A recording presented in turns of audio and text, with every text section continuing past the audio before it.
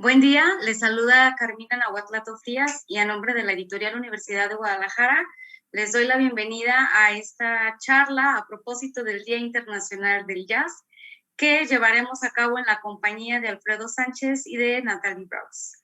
Queremos agradecer la presencia de ambos el día de hoy porque nos van a platicar un poquito más sobre los contenidos del libro Los desafíos del jazz en Jalisco. Les decía entonces que nos acompañan la autora, Natalie Brauss, que es clarinetista y saxofonista, participa profesionalmente en grupos de jazz y de blues desde 1986, es también licenciada en Historia del Arte y Historia y Musicología por la Sorbona de París, y son estas formaciones las que la han llevado a contar esta historia del jazz jalisciense. Y también nos acompaña Alfredo Sánchez, prologuista del libro, que es periodista cultural, locutor, músico, ganador del Premio Jalisco en Periodismo en el 2007 y subdirector de la red Radio Universidad de Guadalajara. Muchas gracias, Natalia y Alfredo, por compartir con nosotros estas historias del jazz jalisciense. Natalie. Pues sí, muchísimas gracias a ti, Carmina, por esta linda introducción y a la editorial de estar organizando esta charla que permite un poquitito de hablar de este libro que se llama Los desafíos del jazz en Jalisco. Y bueno, que no sé, a lo mejor Alfredo vemos juntos, así como vamos a platicar de esto. Pero lo que quiero decir es que es una idea que tuve desde 2001 y que vio la luz realmente, bueno, se ha publicado en 2020. Entonces ha tomado su camino de reflexión, de ver la importancia, la relevancia o no de hacer este trabajo. Finalmente tuve una beca para poder empezar a hacerla y bueno, pues el resto lo hice por mi cuenta, pues. Bueno, yo quiero decir en primer lugar también que agradezco mucho a la Editorial Universidad de Guadalajara la invitación para participar en este chat, en esta conversación con Natalie. Y también los felicito por el interés de publicar libros que tengan que ver con la música, particularmente esta colección donde está el libro que se llama La Media Vuelta y que tiene pues una serie de libros ya más o menos numerosos sobre distintos temas musicales que nos atañen en México, y creo que eso es una muy buena idea porque hace falta, me parece, y creo que Natalie estará de acuerdo conmigo, documentar más lo que ha ocurrido en la historia de la música en nuestro país y particularmente en nuestro estado y en nuestra ciudad. Sí. Por ello los felicito. Yo quiero decir que yo conocí a Natalie hace muchos años, prácticamente cuando llegó a Guadalajara, sí. Creo que el mismo año que llegaste a Guadalajara fue que sí. Te conocí, finales de los 90, ¿no? Sí, 98, sí. 98, bueno. Y desde entonces he tenido la oportunidad de conocer a Natalie no solamente en el terreno personal, sino también en el profesional, porque hemos coincidido en algunos proyectos musicales, hemos tocado juntos, hemos viajado juntos, hemos hecho muchas cosas, y no deja de sorprenderme, aunque lo entiendo conociendo a Natalie como una persona curiosa, inquieta, que se involucra en las cosas del lugar en el que está, pero no deja de llamar la atención que una mujer como ella, que tiene múltiples nacionalidades, por decirlo así, porque ella es francesa, pero es también norteamericana, ahora está viviendo en Madrid, vivió 20 años pero en Guadalajara. Mexicana de corazón. Mexicana de corazón, y el libro creo que lo ejemplifica muy bien. Pero yo digo, ¿cómo fue que una mujer con todos estos intereses y visiones distintas del mundo se interesa por un tema tan particular de un estado como Jalisco, como es el jazz? Eres jazzista, te involucraste con el medio musical de Guadalajara, conociste a los músicos, y eso te llevó a indagar sobre este tema, ¿no? Pero creo que estaría muy padre que nos platicaras un poco más acerca de cómo empezó toda esta aventura, que como nos decías hace un momento, empezó como una idea inicial en el 2001, se llevó cerca de 10 años para poderse concretar en un libro, pero finalmente pues es un trayecto que ha sido muy interesante, ¿no? Que ha tenido su tiempo, ¿no? Cuéntanos. Sí, bueno, es que pues el lado de mi de una de mis formaciones es como historiadora, historiadora del arte, historiadora musicóloga es también una forma de historia muchas veces y bueno, tuve la suerte de poder tocar pronto cuando estuve aquí, cuando estuve en Guadalajara, de tocar con personas que estaban muy cercanas a Carlos de la Torre y el pianista de jazz pues que en la época todo el mundo conocía, todo el mundo que se interesaba un poco al jazz sabía que Carlos estaba tocando todas las noches en este lugar mítico que se llamaba el Copenhagen 77. Y de hecho yo también la primera vez que fui a Guadalajara, una noche en 96, todavía no vivía en Guadalajara, fue una vacación y eché la paloma así, fui a improvisar toda la noche con ellos, con el trío. Y bueno, me encantó la manera muy amena, muy abierta, muy de compartir la música que me proporcionó Carlos y era en la época bueno, el famoso pichón en el bajo, que siempre estaba, pero en esta época, ese día, yo creo que era Rafael Ornelas, el baterista. Y bueno, estuve yo fascinada, súper bien, etcétera. Bueno, y cuando regresé, pues también pude tocar con Carlos. Y después pude tocar con Pichón también, con José Luis Muñoz, por su nombre correcto. Y también con Beto Rivera, que era el compadre de Carlos de la Torre. Y de repente me explica, y me contaban en todas las pausas que teníamos de las tocadas, me contaban anécdotas de Carlos de la Torre, siempre, ¿no? Siempre regresaban a tocar, perdón, a hablar de. Entonces, bueno, de repente me están explicando que está muy enfermo y, bueno, toda la situación alrededor de esto, y sí estaba tan enfermo que estuvo muy serio y que pronto iba a desaparecer. Y bueno, se organizaron un montón de beneficios, ¿no? Para Carlos, porque pues creo que no tenía seguro social, no me acuerdo de la situación. En fin, entonces no tenía suficiente dinero para pagar todas las radiaciones, etcétera. Entonces todos los músicos se organizaron y hubo un montón de beneficios en el experimental, en el degollado, en el mismo Copenhagen, en la Mutualista y otros lugares donde a lo mejor no fui yo, pero bueno. En el concierto del degollado pude entonces escuchar por primera vez a Juan José Berján. Y si no estoy equivocada, bueno, estaba José Luis Guerrero, el chamaco Guerrero, estaba un señor que ya no está, que le decían cabeza de vaca, que se llama Sagún, no me acuerdo su nombre, pero Sagún, bueno, y otros. Creo que el Chale, el Roberto Hernández en el bajo, y yo estaba como fascinada del nivel increíble que tenían para tocar, el nivel de interpretación, el nivel de estar asemblados, el nivel de improvisación. Y yo dije, pero ¿quiénes son estos? Y un amigo me dice, pues es que sí, son jazzistas, pero ya no tocan. Y dije, ¿por qué no tocan? Pues uno es abogado, el otro es contador, el otro es no sé qué. Y yo dije, bueno, ¿qué está pasando? Porque yo no podía entender esto, porque estas personas que tocaban tan bien ya estaban obligadas a hacer otra cosa que tocar y que tocar jazz.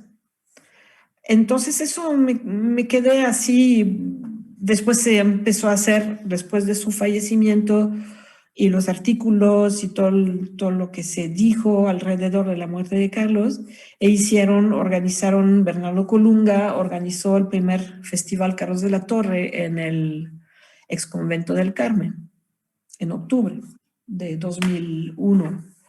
Y bueno, de allá siempre estuvo el nombre de Carlos de la Torre, pero estos personajes, Juan José Berchan, yo nunca lo escuché, aparte de esta noche, después ya nunca lo escuché.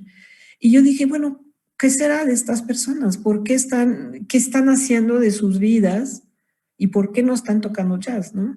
Cuando son tan buenos. Y bueno, se quedó así como la pregunta. Y ya años después intenté una beca había la posibilidad de postular por una beca de Proyecta y lo hice. Oye, Nathalie, mencionas a Carlos de la Torre como un personaje, pues digamos, importantísimo para el Central, surgimiento sí. y para la historia de la ciudad. Seguramente algunas personas que nos están viendo y que son más jóvenes o que pertenecen a generaciones posteriores, pues se preguntarán sobre esto que mencionas, el Copenhague. ¿Qué fue el Copenhague? Un lugar que para ti, para mí fue muy importante porque lo conocimos, fuimos muchas veces, qué sé yo, para otros no. Y esto me hace preguntarte sobre cómo se inscribe este libro, Los desafíos del jazz en Jalisco, como parte de una historia cultural de Guadalajara, de Jalisco, que es muy importante retomar no solamente desde el ámbito de la música, del jazz, sino del ámbito de la cultura más amplia.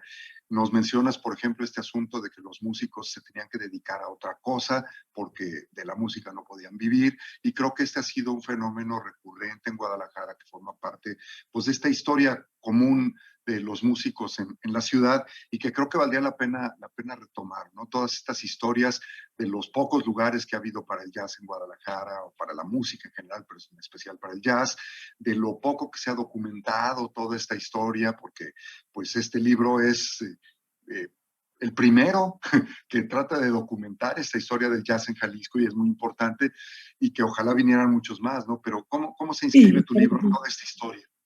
Yo creo que, pues, dijiste hay muchas pistas para contestarte. Yo lo que creo es que cuando hablas de la cultura, a mí lo que se me hizo muy importante con la existencia del club, que hay que decir que si hay una persona que apostó para el jazz en la ciudad, fue el dueño de este lugar, que antes había tenido un restaurante. Él venía de Mazatlán, si no estoy equivocada, y había tenido un restaurante en cual tocaba un trío de Javier Michel todas las noches con Miguel Lomelí y con el Chale. Entonces, si hay que conectar con la gente actual, el Chale ahora es todavía profesor en la escuela Fermata. Entonces, los alumnos de Fermata pueden saber que tienen un maestro allá que ha hecho, que toca música profesionalmente, desde que tiene 10 años, que ha girado en todo el país y muchos otros países, que ha tocado el North Sea Jazz Festival en Holanda con una banda del DF. Y que es una persona realmente muy importante en el jazz de Jalisco. Sí te digo que, por ejemplo, Carlos de la Torre ha formado a Juan Ornelas, y entonces un poco a toda la familia Ornelas ¿cómo se dice? ¿Cómo? Por extensión. Y ellos están tocando jazz a la fecha, y el más joven es Carlos Torres, que es pintor y guitarrista extraordinario. Bueno, ¿qué te digo? El chamaco Guerrero ha tenido una orquesta y ha formado un montón de saxofonistas y de músicos en general, pero de alientos, ¿no? De saxofonistas, clarinetistas, y es alguien realmente con una dedicación de profesionalismo y de enseñanza, ¿no? Es que pues el jazz actual no sale así como de la nada.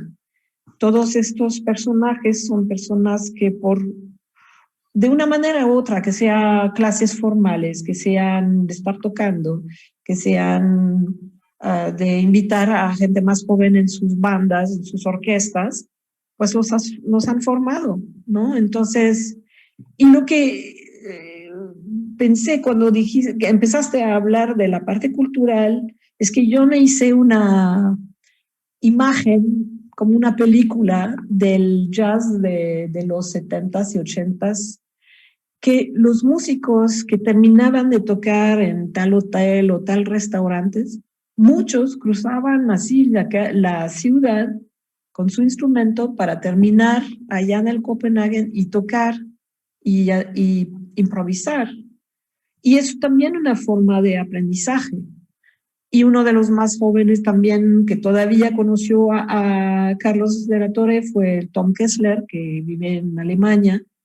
Pero hay muchos. Y de los que son más como del jazz de la onda de jazz fusión, como eran los de 39.4, muchos tocaron con Carlos o intercalaron, así como había una banda y el trío de Carlos y otra banda y la de Carlos, ¿no? Entonces, Willow, por ejemplo, que era como el director del 39.4, pues se iba muchas noches, se iba a improvisar con Carlos, ¿no?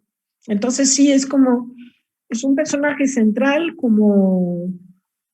también como esta identidad sonora del trío de jazz, ¿no? Porque él nunca salió de esto, es lo que le gustaba. Y como era invidente, también era práctico para él poder estar en un lugar donde más bien la gente venía y no tanto que él iba, ¿no? A pesar de que viajó mucho y vivió en muchas ciudades, pero no sé si contesté correctamente. No hay respuestas correctas en esto. Creo No. que lo que estás haciendo es dar un panorama, creo que muy rico de lo que ha sido la evolución de la música y de este tipo de música en la ciudad a través particularmente de este personaje. Y bueno, es que yo quiero decir que a mí el libro de Nathalie me gusta mucho porque su estructura incluye muchas cosas. Nos habla en una parte sobre una muy resumida historia del jazz en general, que creo que le da un contexto interesante a todo el libro, y después una pequeña historia también del jazz en México para darle el contexto hasta aterrizar después en Guadalajara. Y ya en lo que tiene que ver con Guadalajara, pues aparecen todos estos personajes, pero no solamente los personajes, sino aparecen también sucesos, cosas que han ocurrido a lo largo de la historia de la ciudad, lugares donde se tocó el jazz. Mencionabas, por ejemplo, este lugar que no dijiste el nombre, pero que creo que era el Azulejos, ¿verdad? El primero que fue el antecedente del Copenhague, si no me equivoco. No, la copa de leche, la copa de leche. La copa de leche. Pero bueno, es que hay la copa de leche, el Azulejos, luego el Copenhague, y mencionaste al dueño, que tampoco dijiste el nombre, pero creo que hay que mencionar que es Juan Limberópulos, que fue un gran promotor del jazz, porque además en el libro estos personajes como Limberópulos, como Ernesto Jäger, que fue también un gran promotor del jazz en la ciudad, como el propio Rogelio Flores, que organizó festivales y cosas, y que todos ellos han ido conformando esta historia que es un poco desconocida y que gracias a este libro creo que se va a poder conocer un poquito más si nos adentramos en todas estas historias que están alrededor y en todos estos personajes que aparecen, que son muchos y que tú los rescatas, yo creo que de una manera muy justa, porque la mayoría de ellos no han tenido el reconocimiento que merecerían, ¿no? Yo creo, francamente pienso que bueno, una idea que tuve un momento y la voy a decir y que alguien siga la pista porque ya no estoy allá para defenderla ahora, pero yo creo que estaría genial, creo que es en la portada de tu libro de las crónicas, de Carmen Bordes, ¿verdad? Te hizo la portada y son todos los personajes de cual hablas y yo pienso que estaría muy padre que tengan un mural. Y que este mural, además, te voy a decir dónde, en la Galería Municipal, porque muchos de ellos, es que, bueno, cuando estoy hablando de ellos, para la gente que entra ahora, Es que mi proyecto al principio yo pensaba que iba a hablar nada más de los jazzistas de los 70 y 80. Y bueno, cuando empiezo a leer un poco cosas sobre el asunto, pues me doy cuenta que hay gente que tocaba antes, no muchos, pero sí, como que se consideran ya jazzistas. Y eso a lo mejor tengo que explicar un poco. Es que en Jalisco hubo jazz desde el principio del jazz, desde los años 20, ya, bueno, que el primer disco de jazz es de 1917, y en los 20 o 22 ya habían orquestas que tocaban foxtrot y quickstep y no sé qué danzas que eran el pretexto al jazz, ¿no? Entonces, de la misma manera que hubo esto, que era en Estados Unidos, que era una música para bailar, y que a lo mejor alguien tenía 4 compases de improvisación, no más, pues lo mismo, y a lo mejor si no sabían improvisar, sacaban la improvisación del disco y ya.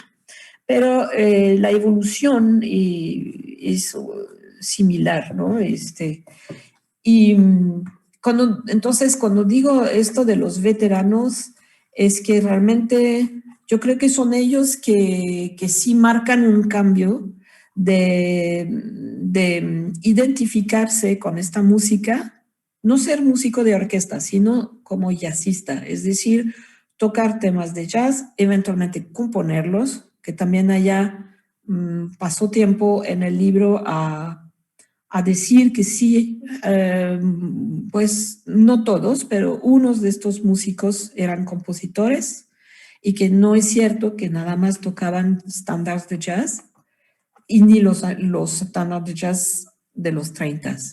Estaban muy, no sé cómo lo hacían, porque estaba difícil en la época, pero sí sabían, por ejemplo, lo que tocaban las bandas de soul, las bandas de rhythm and blues, las bandas que un poco más tarde ya lo de Joe Zawinul y cómo se llamaba Weather Report y estas cosas de fusión, sí sabían. Entonces, pero por ejemplo, Juan José Beltrán prácticamente, aparte de tocar música brasileña mucho, tocaba sus composiciones también, ¿no? Entonces, había como una creatividad y un entusiasmo. Yo creo que la gente me dice es que pusiste todo tu corazón en este libro, etcétera, pero como leí todos los artículos del tiempo, yo lo que veo es este entusiasmo que ellos tenían y son ellos que me dieron esta corazonada, ¿no? Es que realmente que tal la banda Voyagers, un día tocan así todo un repertorio del Chuck Mangione, por ejemplo, contemporáneo. Los Y hijos de la, Sánchez. ajá, y 2 semanas después tienen un programa con la misma banda completamente diferente. Sí que chambean, sí que ensayaban. Realmente estaban así como muy dedicados, ¿no? Muy prendidos. Y se nota en la manera de difundir sus actividades y no sé, estaban realmente intentando hacer cosas, ¿no? Y ya después, Eh, bueno, a veces hubo apoyo a nivel cultural, a nivel bueno, no existía la Secretaría de Cultura hasta 92, creo, pero Departamento de Bellas Artes, a veces hubo apoyo para el jazz, a veces no hubo, y bueno, hubo altibajos, muchos, ¿no? tenido altibajos, sí, cómo no. La historia del jazz en Jalisco ha sido de altibajos, sin duda. Pero qué bueno que te hayas dedicado a documentarla, porque yo decía al principio que hay pocas fuentes de información sobre esto y tú te topaste con esto a lo largo de la escritura del libro. En México ha habido algunos escritores y periodistas que se han ocupado de la historia o de algunas facetas de la historia del jazz en México, como Alain Derbez o como Antonio Malacara o Sergio Monsalvo, Javier Quirarte, ¿no? Algunos que han Sí. publicado algunos libros, en fin. Pero aquí en Guadalajara hay muy poco material disponible, pocos Sí. libros. Bueno, libros, pues decíamos, este es el primero que trata de, digamos, de una manera seria, de retomar un poco de toda esta historia. Sé por ahí que hay un libro que retoma la historia del jazz en Michoacán, por ejemplo, pero son escasos los esfuerzos que se han hecho por documentar estas historias musicales en el país, ¿no? Y creo que el jazz ha sido una música que ha sido una influencia muy fuerte para muchos otros géneros musicales y sin embargo no hay una documentación suficiente sobre lo que ha ocurrido en algunos lugares, particularmente aquí en Jalisco. ¿Qué dificultades te encontraste para hacer el libro, Natalie? Es decir, en cuanto a información, ¿dónde recurriste? ¿A dónde tuviste que ir a hurgar, a buscar, además de las entrevistas con los personajes que estaban ahí? Hay fuentes bibliográficas, fuentes hemerográficas, qué sé yo. Bueno, entonces la primera idea que tuvimos es que el proyecto de beca lo hice para Jorge Vidot, para que haga un documental, para que se haga un trabajo asociado entre un video documental sobre unos personajes del jazz de los 70s y 80s y yo haciendo un libro. Entonces hicimos unas entrevistas filmadas y cuando empezamos por esto, ¿no? Ambos. Entonces, pues yo hacía las transcripciones y a veces pues no entendían de lo que estaban diciendo o no me checaba cosas de tiempos o algo. Y más bien, más que todo, como finalmente es súper difícil escribir sobre algo que no conoces en lo más mínimo, ¿no? Entonces, ellos me estaban hablando de una Guadalajara que no conocí,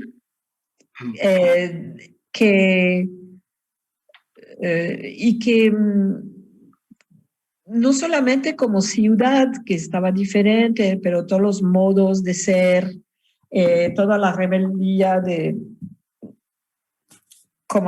sentirse como muy, muy cool, ¿no? Los de 39.4, somos los rockeros, etcétera, somos los rebeldes, es muy interesante porque ves como toda una evolución y etcétera. Entonces, una dificultad fue de que yo tuve que checar todo porque no entendía nada. Entonces, y que no puedes estar cada 5 minutos, oye, en tu entrevista dijiste tal cosa, pero ¿qué quieres decir? O dijiste o por ejemplo, ¿te acuerdas de 71? ¿Dónde estabas tocando? Pues nadie se acuerda, porque la gente en Guadalajara, conozco una persona que apunta todas sus tocadas en un cuaderno. Es todo. Daniel Kitroser. Él tiene un cuaderno y apunta todas las tocadas que hace. Y se me hace genial, porque cuando le decimos, oye, ¿qué fechas hicimos en 2014? Ah, y saca su cuaderno y te dice, tocamos aquí, allá, allá, allá, ¿no? Pero el resto de la gente no hace eso, no hay esta idea como en Europa o en Estados Unidos que tienes tu book y que cada volante, cada fecha la tienes así, como Daniel, ¿no? Registrada.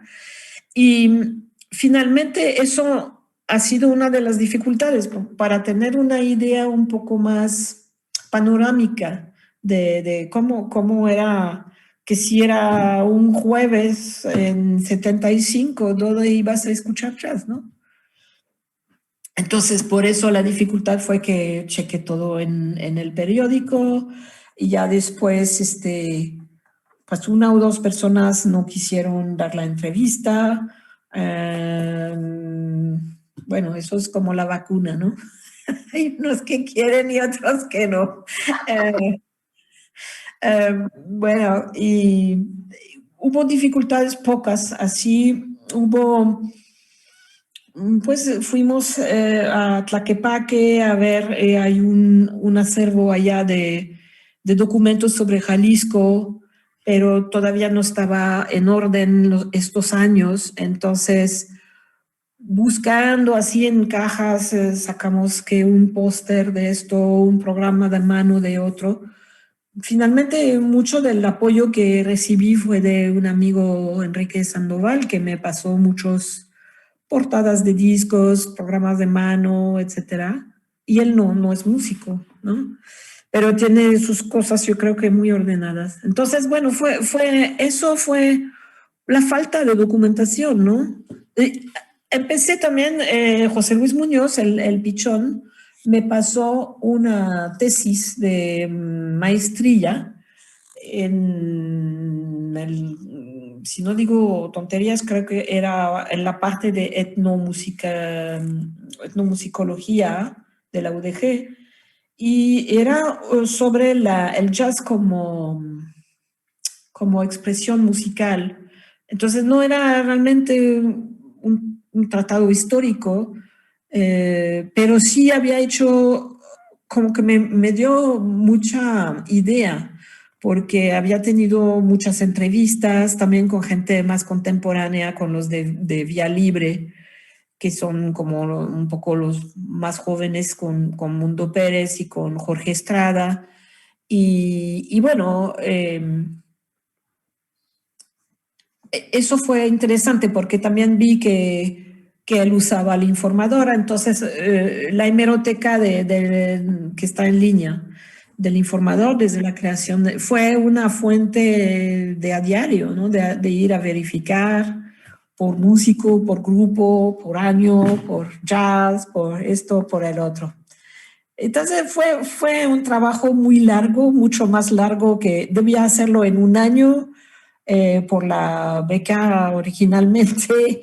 Finalmente pasé 4 años, ¿no? Pero la verdad que no podía hacer nada más eso, tenía que ganar mi vida también. Entonces, bueno, no es que podía. Y a veces como que tenía dificultades y bajones, ¿no? De como, ¿qué estoy haciendo con esto?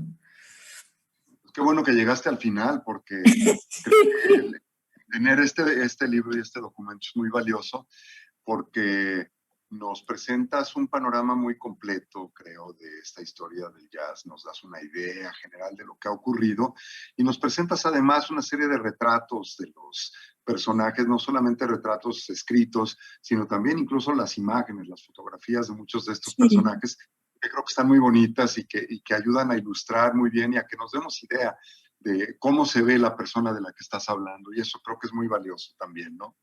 Lo que habría sido increíble es poder tener una foto de cómo estaban ellos en los 70s y ahora, ¿no?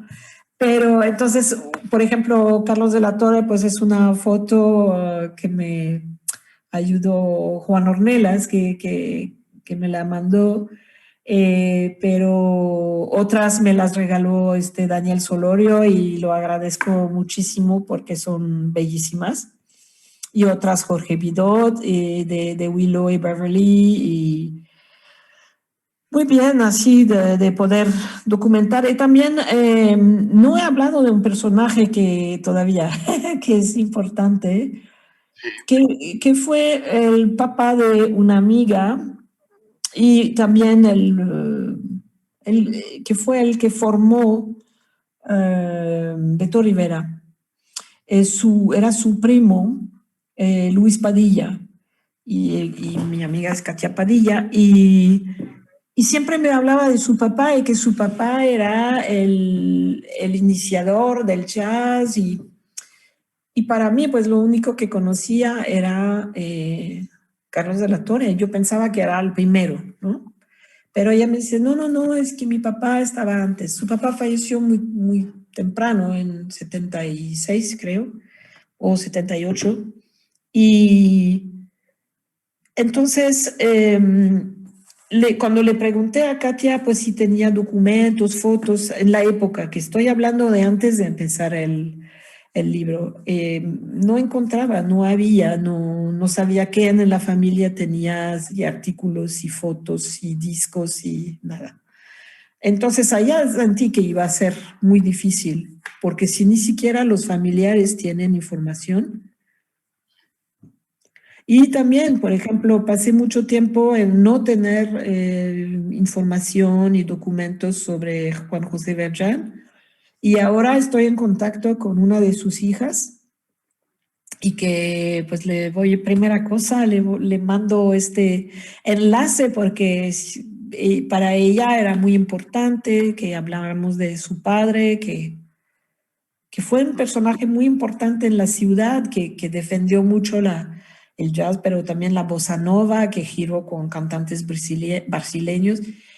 Es que lo que me impresiona en esto es cómo hay gente que hizo cosas que realmente en otra ciudad tú considerarías que es importante, ¿no? De que uno de los músicos de tu ciudad se va a hacer giras con cantantes importantes de Brasil.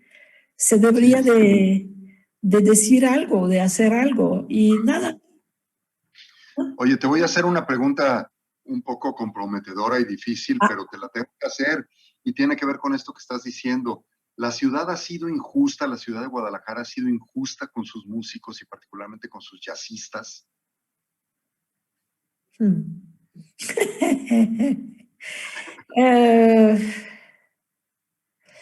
no creo que tenga que ver necesariamente, bueno, una cosa son las cosas de política cultural y allá, bueno, pues unos pueden decir, ¿para qué más el jazz que el bolero o algo que es más mexicano? No sé, que siempre la gente puede decir que tenga razón o no, pero que puede decir que el jazz no es una música mexicana, cuando la gente lo ha escuchado desde 1920 en casi todo el país, ese argumento se cae de por sí.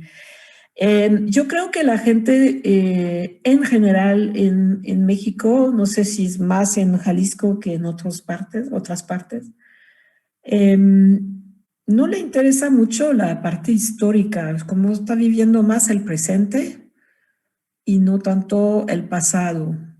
Entonces, sí hubo personajes muy importantes que se podría considerar como muy importantes, pero que no están tan presentes en el presente, en la actualidad, se olvida de ellos. Y es lo que ha pasado, es que como ellos, por precisamente realmente un problema bueno, es que los de quien estoy hablando en los 70s, 80s, y que estaban defendiendo también como no solamente el jazz, sino un cierto tipo de música, de composiciones, de arreglos, de etcétera, entonces que eran artistas, ¿no? No solamente músicos así técnicos sino creadores. Pues como pasa muchas veces en México, pues ya se hicieron padres de una familia y tuvieron que ir a tocar bandas versátiles para los fines de semana y hacer su dinero así. A otros tuvieron que ser maestros de música en escuelas, en kinder. Muchos de que se forman en la Universidad de Guadalajara, en realidad era para formarse como maestros para kinder, para tocar canción, para no decir cancioncitas, con niños del kinder. Entonces, eh, pues yo creo que es un poco en el mundo, no es nada más la dificultad de política cultural, es un poco mundial, eso de con no hay tanto apoyo en muchos lugares para el jazz. Es que también en México siempre se piensa que en otras partes la vida es mejor. Pero yo ya he visto que no es fácil, ¿eh? En otros lugares no es fácil para nada. ¿Te ha Entonces, dado ahora vivir, Natalie, vivir en otros lugares? Después de Guadalajara te fuiste primero a Estados Unidos y después a España, ahora estás en Madrid y me pregunto si esta lejanía de Guadalajara muy reciente de la aparición del libro no te da una perspectiva distinta de lo que ha sido de lo que ha sido el jazz aquí en Guadalajara. ¿Qué nos Bueno, dices? y yo lo que digo es que llegué a Madrid, pero en mero COVID, entonces no conozco el Madrid que la gente antes del COVID ha conocido, ¿no? Ya espero que pronto se pueda avanzar un poco con este tema. Yo lo que siento es que para mí el hecho de que esté un país otra vez hispanohablante me ha reacercado mucho. Es que cuando me fui de Guadalajara, la verdad, yo creo que tuve como una depresión de 2 años, extrañando todos los días y sigo extrañando, muchísimo, pero es como de una manera menos dramática, menos visceral, ¿no? Porque el contraste con Estados Unidos y en particular la región donde estaba era muy, muy fuerte. Y ahora estoy en un periodo donde estoy aprendiendo más cosas también sobre la historia de España y todo, y la cultura, y estoy entendiendo muchas cosas, curiosamente, que no había entendido de México y probablemente viceversa, que estoy conociendo un aspecto de España que mucha gente no conoce porque yo escuché durante 20 años la crítica al conquistador, todo lo que se impuso, al robo de la plata y del oro, y etcétera, ¿no? Entonces es interesante porque siento que estoy muy conectada, pero de otra manera ahora. Sí, saber cuándo puedo regresar ahora. Pues ojalá pueda regresar pronto, acá te Por lo extrañamos menos también. de viaje, sí, por lo menos de viaje, sí. Pues sí, igual que como tú extrañas, nosotros también a ti. Y yo, pues creo que para finalizar, quiero decirles que, que vale mucho la pena acercarse a este libro, Los desafíos del jazz en Jalisco, para que conozcan un poco de esta historia, pero que también para que se adentren en la historia a través de los personajes, que son muchos los personajes que aparecen. El caso de, y me voy a permitir mencionar algunos, porque creo que hay que decir los nombres, Natalie. Luis Padilla, Juan José Berján, el Chal Hernández, Carlos de la Torre, el Pichón, Javier Soto, Beto Rivera, el Tanaka, Felipe Espinosa, Manuel Cerda, el Willow, Beverly Moore, el Chamaco Guerrero, Jorge Salles, Memo Olivera, Mundo Pérez, y luego además algunos adicionales que pones acá en una bibliografía adicional, una sección adicional, como Chuyín Barrera, como Antonio Benítez El Faro, como Karin Lee, como Chemo Castillón. Todos ellos forman parte de la historia de la música en Guadalajara, en Jalisco, Sí, la historia del jazz, y creo que a través de sus historias particulares podemos tener una fotografía más grande de todo esto, ¿no? sí, pues era la idea. Y faltan, por ejemplo, falta hablar es que hable más en los personajes centrales de realmente los que estuvieron en todo, ¿no? Que Claro, los encontraba todas las noches aquí, allá, etcétera, siempre haciendo algo y siempre concentrados en el jazz. No hablé tanto de los que realmente estaban como en orquestas y a veces tocaban jazz, y toqué más de la gente que tenía un proyecto, que eran líderes de un proyecto, que gente que estaba pues siempre como pues la persona que invitaban, ¿no? Pero que no era necesariamente la persona fundamental de un trío, de un cuarteto, de un quinteto, sí. Por claro. ejemplo, hablo de la familia de Jaime Rosales, de Leonel Rosales. Estaban mucho en todos los proyectos, pero no eran las personas que tenían una iniciativa del grupo. Entonces, no hice una biografía, por ejemplo. Sí, faltan muchos y seguramente pues se harán libros posteriores donde se Espero complemente que toda sí. esta historia. Ojalá eso ocurriera. Y yo nada más por último, Natalie, quisiera decir que entre todos los que mencioné, pues también hay que mencionarte a ti, porque tú también has sido no solamente la investigadora y la que ha hecho este libro, sino también un personaje muy importante que durante 20 años aquí en Guadalajara hiciste mucho por el jazz, por su desarrollo, por su difusión y por el disfrute en muchos lugares donde tocabas en todos lados, con todo mundo, conociste a todos y tocaste además de tu propia música, música de otros, y creo que eso también es muy valioso, ¿no? Muchas gracias, Alfredo. No, pues, y muchas gracias, es que no se ha dicho, pero es Alfredo que hizo el prólogo del libro y realmente me ha hecho un gran honor con esto y muchas gracias. El honor fue para mí. Gracias, Nathalie, y pues felicidades. Ahí está, Los desafíos del jazz en Jalisco, búsquenlo, cómprenlo. Hay versión digital también que se puede conseguir. Entonces, ya seguramente Carmina nos va a dar los datos así más precisos, pero pues te agradezco la invitación otra vez, Nathalie, por estar aquí. A ti por estar. Muchas gracias. Gracias. Bueno, Nathalie, Alfredo, muchas gracias por compartirnos un poco del contenido del libro. Sabemos, como se ha dicho en otras ocasiones y como lo reafirma Alfredo, que este es el primer libro que hace una recopilación de esta historia del jazz tan vivida por muchos y tan recordada por otros, pero que justamente se hace necesario recopilarla y esperemos que no solo sea un libro, sino que vengan muchos más. Nathalie, muchas gracias por publicar en la editorial Universidad de Guadalajara. Gracias, Alfredo, por prologar este libro. Y pues feliz Día del Jazz. Y muchas gracias a todos los que nos acompañan el día de hoy y pues nos vemos pronto en otra charla con los autores.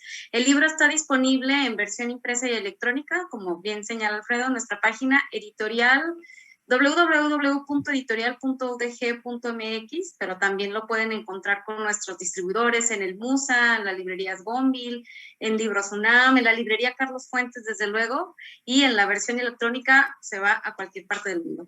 Muchísimas gracias por esta conversación y nos vemos en la próxima charla con los autores de la editorial UDG. Hasta luego. Gracias, hasta luego.